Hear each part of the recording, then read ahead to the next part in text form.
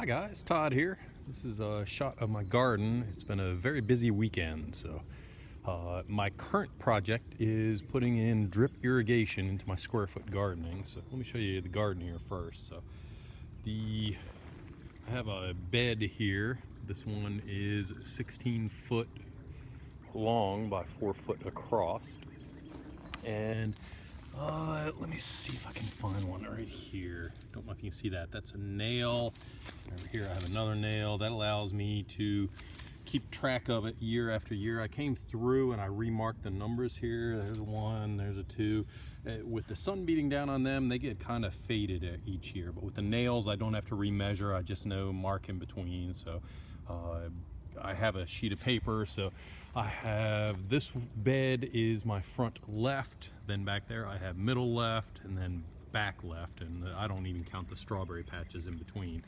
And then so that is the bed name, and then I have 1 through 15 in this bed, or 1 through 16, and then I have A, B, C, and D, and then I do a little grid on a sheet of paper and I mark what is planted where. So this right here is a perennial anise hyssop that came up from last year, and I have some onions and garlic in here left over from last year.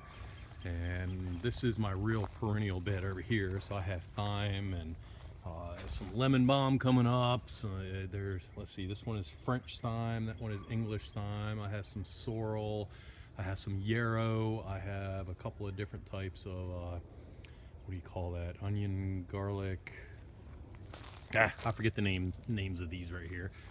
Some kale that came out from last year. We got down into the single digits once, and in the teens quite a few times, and my kale actually survived. That was growing last summer, so I was kind of surprised at that. My grape bushes right here, and I have a bunch of strawberries and blackberries in the background. But anyhow, what I wanted to show you, besides my square foot gardening, was my mist irrigation system. So let me see if I can come up. So I ran the plumbing in, let's see, 2 years ago, and this is, I think it's about a $35 timer I just picked up from Lowe's, and what it allows me to do is set how long the hose is on, and I have a 25 psi regulator that goes in, and then it goes into a hose underground. I already put this one in a little bit, and I wanted to do this from the beginning, but I forgot. I wanted to show you how I pack it up each year. So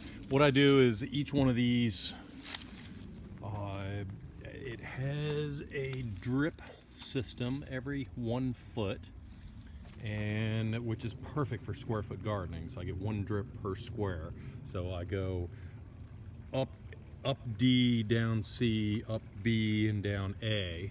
And that's all measured and cut perfectly. So when I winterize the system, what I do is I pull it up and I tie wrap or wire tie each one of these individually, and I have one for each row going down here. And then I roll the whole black hose up, and what it looks like is this, and that allows me to just kind of pick it up, and I can carry it, I can put it in the shed and winterize it. I make sure all the water is drained out. So this one right here is actually a little different. This one is for my blackberries and blueberries. This one actually has the nozzles on it, so this one actually sprays, but these others drip here. If I have a bed that is not operating or doesn't need the water, I can individually turn them off and on with the on-off switches here. So I have one of those on each bed. There. So I have them left and right. I have a center aisle going down here. This is my asparagus bed. Kind of looking a little sad right here, the asparagus. And then I have a couple strawberry beds in here. They're starting to flower out right now. You can see 2 more strawberry beds, and then back here I have my different plants and a number of different things coming up. These big ones here, that one is Angelica officinalis, which is an edible as well as a medicinal plant. And again, some more yarrow here, and lemon balm in the back corner here. So lots lots of different things going on. But the main thing I wanted to show you was the drip irrigation here in the square foot gardening is perfect here. Every single thing I bought here for the drip irrigation system came from Lowe's, my local Lowe's.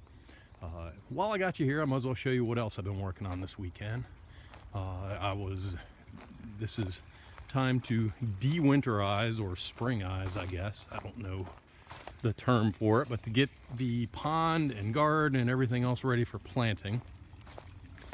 So walk over top of my hugel bed here, and this is my pond. So upper area, I have a little waterfall going in, coming down into a stream. I need to put rocks in the stream area right here, but I'll catch that later.